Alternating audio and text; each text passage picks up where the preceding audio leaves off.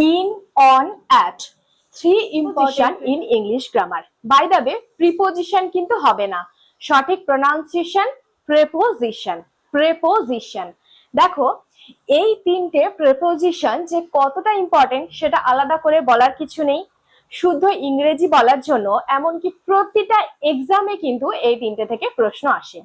এর যে সাধারণ ব্যবহারগুলো মানে ইন, অন, অ্যাট এর যে সাধারণ ব্যবহারগুলো আমরা প্রত্যেকেই জানি, কিন্তু এদের যে ট্রিকি পার্টটা রয়েছে বা যে জায়গাগুলোতে আমরা কনফিউজ হই যে ইন ব্যবহার করব, অন করব না অ্যাট করব, সেই জায়গাগুলো আজকে ক্লাসে আমরা ক্লিয়ার করব। তিনটে প্রেপোজিশনের ব্যবহার আলাদা আলাদা করে শিখবো আর প্রচুর এক্সাম্পল সেন্টেন্সেস দিয়ে এর কনসেপ্ট ক্লিয়ার করব। যেমন আমি বাসে আছি, কি বলবো? I am in the bus না I am on the bus? In না অন? আমি স্টেশনে আছি, I am at the station না I am in the station? In না অ্যাট? চলো দেখে নি। তাহলে আজকে ক্লাসের টপিক হচ্ছে preposition in, on, at. Welcome you back to the channel. I am Anushila. You are watching Delightful Learning with Onu. Without any further delay, let's jump into the topic. ক্লাসের শুরুতেই বলে দিই যে ফোনটাকে হরিজন্টাল মুডে করে zoom করে দেখতে হবে, তাহলে কিন্তু লেখাটা পরিষ্কার বোঝা যাবে। দেখো প্রেপোজিশন ইন, অন, অ্যাট এই তিনটেকে আমরা ব্যবহার করে থাকি টাইম আর প্লেস বোঝাতে, যে কোন সময় ঘটনাটা ঘটছে এবং কোথায় ঘটনাটা ঘটছে। এই টাইম আর প্লেস বোঝাতেই মেনলি আমরা এই তিনটে ব্যবহার করে থাকি। প্রথমে দেখব অ্যাট। অ্যাট হচ্ছে এক্সাক্ট টাইম, মানে একদম সঠিক সময়টা বা স্পেসিফিক টাইমটা বোঝাতে আমরা অ্যাট ব্যবহার করি। একটা হচ্ছে এক্সাক্ট টাইম আর একটা হচ্ছে স্পেসিফিক পয়েন্ট। স্পেসিফিক পয়েন্ট মানে ঠিক কোন জায়গায় ঘটনাটা ঘটছে, মানে নির্দিষ্ট জায়গা আর নির্দিষ্ট সময় বোঝাতে আমরা অ্যাট এর ব্যবহার করছি। চলো এক্সাম্পল দিয়ে প্র্যাকটিস করি। দেখো প্রথম হচ্ছে I wake up at 7 AM. At আমি ঘুম থেকে উঠি সকাল 7টার সময়। ঠিক একটা এক্সাক্ট টাইম আমি উল্লেখ করছি, নির্দিষ্ট সময়টা না, আমি 7টায় ঘুম থেকে উঠি। তাহলে যখনই একটা নির্দিষ্ট সময় বলতে চাইবো তখন আমরা প্রেপোজিশন অ্যাট করব। Next, the class starts at 10 o'clock। তাহলে ঠিক 10টার সময় ক্লাসটা শুরু হয়। তাহলে এই যে 10টা একটা নির্দিষ্ট সময় উল্লেখ করেছি, তার জন্য এখানে প্রেপোজিশন অ্যাট করেছি। তাহলে প্রথম দুটো এক্সাম্পল হলো প্রেপোজিশন অফ টাইম, আমরা সময়টাকে এখানে বোঝাচ্ছি। এখানে হচ্ছে এক্সাক্ট টাইম, এক্সাক্ট টাইম একদম নির্দিষ্ট করে যখন সময়টা বলা থাকবে তার আগে আমরা অ্যাট করব। We mate at sunset. আমরা দেখা করেছিলাম সানসেটের সময়, সূর্যাস্তের সময় আমরা দেখা করেছিলাম। তাহলে এখানে একটা নির্দিষ্ট, এখানেও একটা সময় বলছে সূর্যাস্তের সময়, তাই এখানে অ্যাট করছি। তাছাড়া কতগুলো ক্ষেত্রে আমরা একদম ফিক্স ভাবে অ্যাট এর ব্যবহার করে থাকি, যেমন এখানে অ্যাট সানসেট করেছি। যদি বলি sunrise, at sunrise, at the moment, at present, at night, at noon, at midnight. তাহলে কি কি বললাম? At night, at noon, at midnight, at present, at sunset, at sunrise, at the moment. এগুলো একদম মুখস্থ করে নেবো, এগুলোর সাথে আমরা সবসময় অ্যাড করে থাকি। দেখো পরের এক্সাম্পলটাই তাই রয়েছে, she is busy at the moment. সে এখন এই সময়টাতে সে ব্যস্ত রয়েছে। এই যে অ্যাট দ্য মোমেন্ট, আমি বললাম অ্যাট দ্য মোমেন্টের সাথে সবসময় অ্যাট দ্য মোমেন্ট করব, তাই এখানে অ্যাড হয়েছে। তাছাড়াও বোঝাই যাচ্ছে যে সানসেট বা অ্যাট দ্য মোমেন্ট একটা নির্দিষ্ট করে সময় বলে দিয়েছে, তাই এখানে অ্যাড করছি। Next, meet me at the bus stop. এবার কিন্তু প্লেস বলা হচ্ছে, আগেরটা ছিল টাইম, এটা হচ্ছে প্লেস। এগুলোর ক্ষেত্রে বলা হয়েছে টাইম, প্রিপোজিশন অফ টাইম, আর এটার ক্ষেত্রে বলা হচ্ছে place. Meet me at the bus stop, আমার সাথে বাস স্টপে দেখা করো। একটা নির্দিষ্ট জায়গার কথা বলা হচ্ছে, স্পেসিফিক পয়েন্ট কিনা, বাস স্টপে আমার সাথে দেখা করো, তাই অ্যাড করলাম। যখনই আমরা স্পেসিফিক কোনো জায়গা বলছি বা স্পেসিফিক টাইম বলছি তখনই করছি প্রিপোজিশন অ্যাট।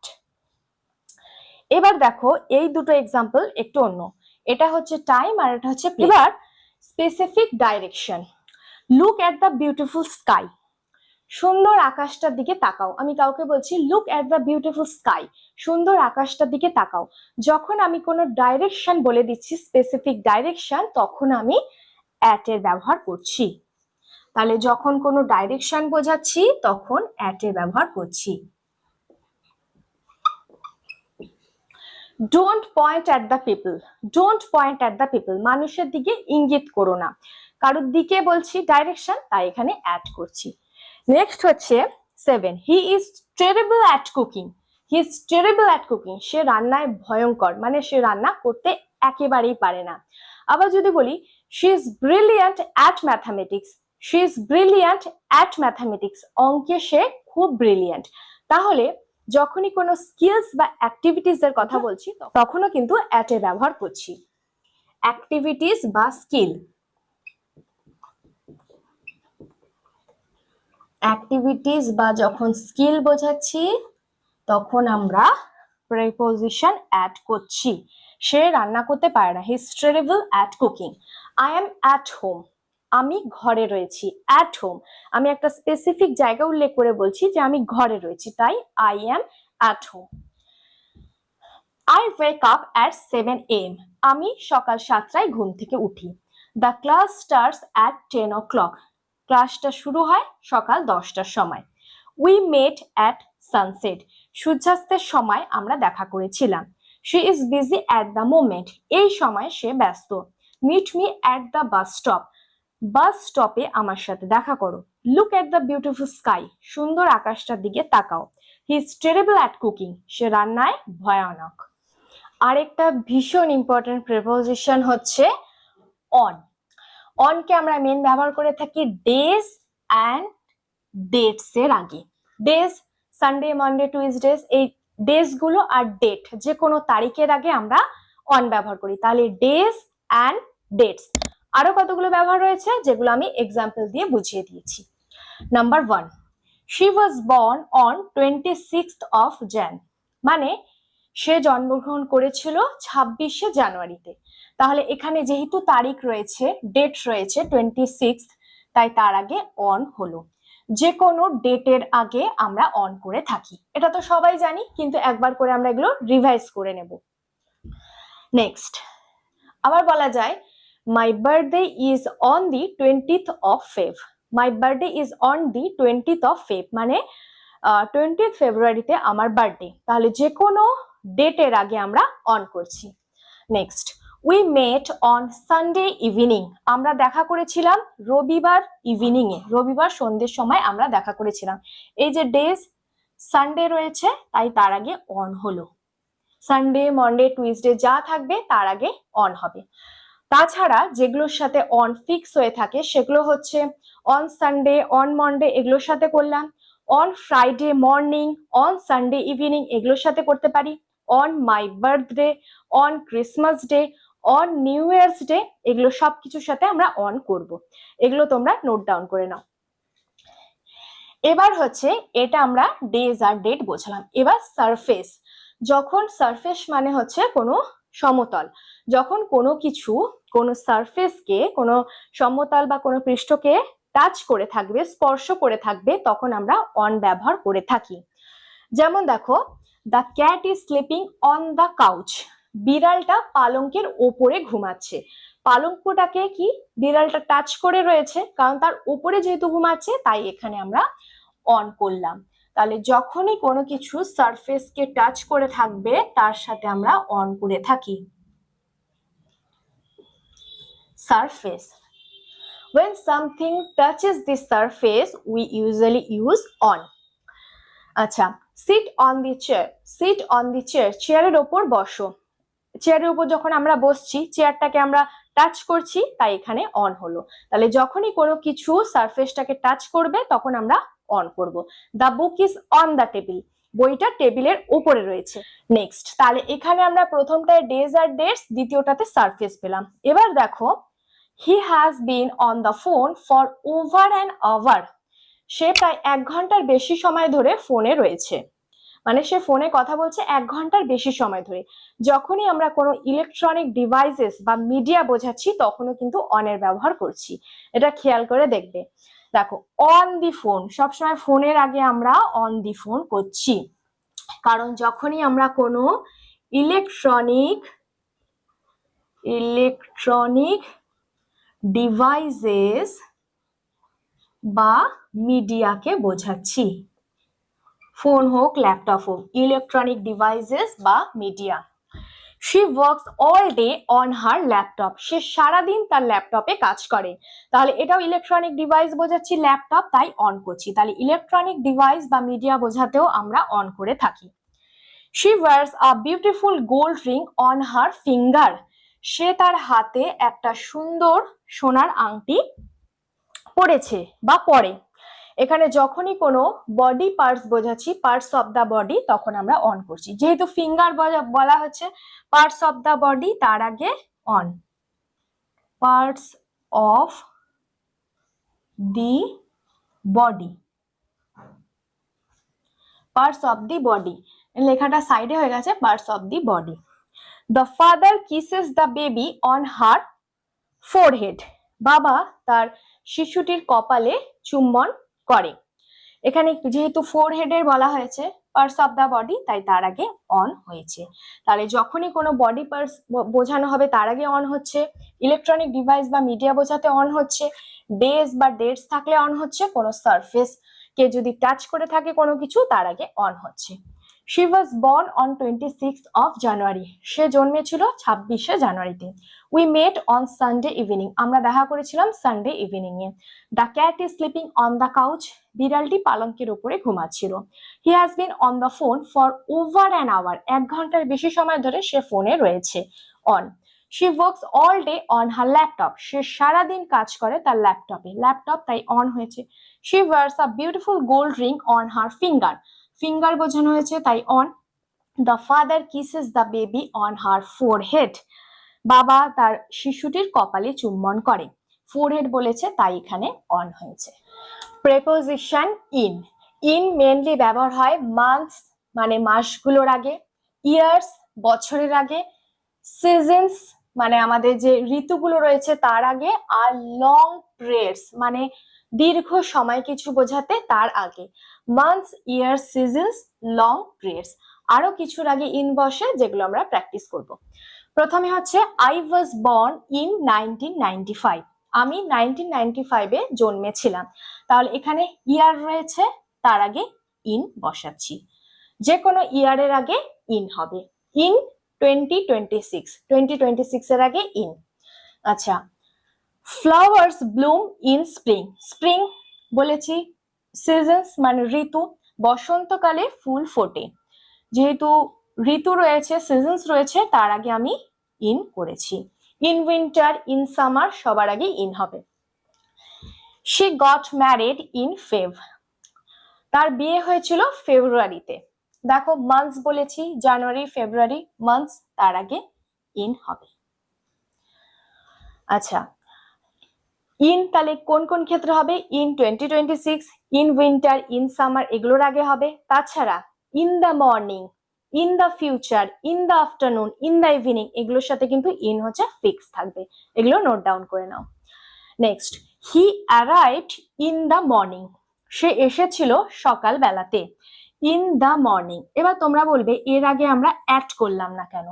দেখো এখানে নির্দিষ্ট সময়ের কথা বলেনি, বলছে সকাল বেলাতে সে এসেছিল, মানে সকালের কোনো একটা সময় সে এসেছিল। তাই জন্য যখন কোনো নির্দিষ্ট সময় থাকবে তখন আমরা অ্যাড করব, কিন্তু যখন বলা হবে in the morning, in the evening, মানে পুরো মর্নিংটারই কোনো একটা সময় সে এসেছিল, তখন আমরা ইন করতে পারি। হি অ্যারাইভড ইন দ্য মর্নিং, সকালবেলাতে সে এসেছিল। এবার সকালের কোনো একটা সময় এসেছিল, তাই এখানে ইন করছি, কোনো স্পেসিফিক টাইম নেই। Will finish the project in 2 weeks. আমরা প্রজেক্টটা শেষ করব 2 সপ্তাহের মধ্যে। এই যে মধ্যে বলেছে, একটা লং পিরিয়ড আছে, এটা 2 উইকস, 2 সপ্তাহের কথা বলেছে। এই যে লং পিরিয়ডস, যখন একটা দীর্ঘ সময়ের মধ্যে বলা হবে তখন আমরা ইন করে থাকি। আচ্ছা, নেক্সট, তাহলে এগুলো আমরা months, year, seasons, long periods দেখলাম। এবার দেখো the keys are in the bag. যখনই something is enclosed or inside বোঝাবো তখন ইন। মানে কোনো কিছুর ভেতরে রয়েছে বা চারপাশে কোনো একটা কিছু দিয়ে আবৃত, তার মধ্যে রয়েছে, তখন আমরা ইন ব্যবহার করব। যদি বলি আমি ঘরের মধ্যে রয়েছি, স্টেশনের মধ্যে রয়েছি, মানে এখানে আমি ভেতরে থাকাটাকে এমফাসাইজ করছি, তখন হবে in. The keys are in the bag, ব্যাগের মধ্যে রয়েছে, এনক্লোজড, তাই ইন। ইনসাইড দ্য ব্যাগ এই অর্থে। হি ইজ ইন দ্য কার, কারের মধ্যে রয়েছে, কারটার মধ্যে রয়েছে, এখানে ভেতরে থাকার কথা বলা হচ্ছে। তাছাড়াও তোমরা বলবে এখানে আমরা অন দ্য কার করবো না ইন দ্য কার করব। এটার একটা ট্রিক রয়েছে। জেনারেলি যখন আমরা কোনো পাবলিক ভেহিকলস বোঝাই বা বড় ভেহিকলস বোঝাই তখন আমরা অন করে থাকি, যেমন on the bus, on the plane, on the train, on the ship, on the subway, এরকম। আর যখন কোনো ছোট বা প্রাইভেট ভেহিকলস বোঝাই তখন ইন করি, যেমন in the car, in a taxi, in a van, এগুলো। তাছাড়াও যখন কোনো কিছুর মধ্যে বোঝাতে চাইবে যে সেখানেরকার মধ্যে রয়েছে তখন ইন করবে। তাহলে হচ্ছে বড় বা পাবলিক ভেহিকলস এর ক্ষেত্রে অন, আর ছোট প্রাইভেট ভেহিকলস এর ক্ষেত্রে হবে ইন। আরেকটা, উই লিভ ইন ইন্ডিয়া, আমরা ইন্ডিয়ার মধ্যে বসবাস করি। এই যে মধ্যে বলছি তার জন্য আমরা ইন করলাম। যখনই কোনো কিছু ইনসাইড বা এনক্লোজড তখন ইন হবে। আই ওয়াজ বর্ন ইন 1995, আমি 1995-তে জন্মেছিলাম, in. Flowers bloom in spring, ফুল প্রস্ফুটিত হয় বসন্তকালে, in. She got married in Feb, সে ফেব্রুয়ারিতে বিয়ে করেছিল। He arrived in the morning, সে সকালের মধ্যে এসেছিল, সকালের কোনো একটা সময় এসেছিল। Will finish the project in 2 weeks, আমরা 2 সপ্তাহের মধ্যে কমপ্লিট করব, 2 সপ্তাহের মধ্যে, long periods. The keys are in the bag, চাবিগুলো ব্যাগের মধ্যে, চাবিগুলো রয়েছে ব্যাগের মধ্যে, কোনো কিছুর ভেতরে in. She is in the car, সে কারের মধ্যে রয়েছে। যেহেতু স্মল বা প্রাইভেট ভেহিকলস কার, তাই ইন হলো। আরেকটা হচ্ছে কারের মধ্যে বোঝানো হচ্ছে, তাই এখানে আমরা ইন করলাম। এবার যে জিনিসটাতে আমাদের কনফিউশন হয়, একটা হচ্ছে I am on the bus না I am in the bus. দেখো বাস যেহেতু বড় আর পাবলিক ভেহিকল, প্রাইভেট ভেহিকল নয়, যখনই কোনো কিছুতে আমরা বোর্ড করছি এরকম কোনো হচ্ছে পাবলিক ভেহিকল, তখন আমরা জেনারেলি অন করে থাকি। তাই বেশি ভালো হবে যদি আমরা বলি আই এম অন দ্য বাস। আবার যদি আমরা কারে থাকি, সেটা প্রাইভেট বা ছোট ভেহিকল, তাই বলবো I am in the car. এবার আমি প্রথমেই বলেছিলাম I am in the station হবে না I am at the station, both are correct. কিন্তু যখন স্পেসিফিক কোনো জায়গায় বলবো যে স্টেশনে দাঁড়িয়ে আছি, ট্রেনের জন্য অপেক্ষা করছি একটা নির্দিষ্ট পয়েন্টে, তখন I am at the station. আর যদি বলি স্টেশন বিল্ডিংটার ভেতরে অপেক্ষা করছি, হয়তো বাইরে বৃষ্টি পড়ছে, ভেতরে অপেক্ষা করছি, তখন হবে ইন। তাহলে যখন কোনো স্পেসিফিক পয়েন্ট তখন হবে অ্যাট, আর যখন ভেতরে বোঝাতে চাইবো তখন হবে in. So that's all for the day.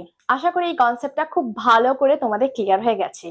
In ফিউচারে এই 3টে প্রিপোজিশনই আর কোনো সমস্যা হবে না।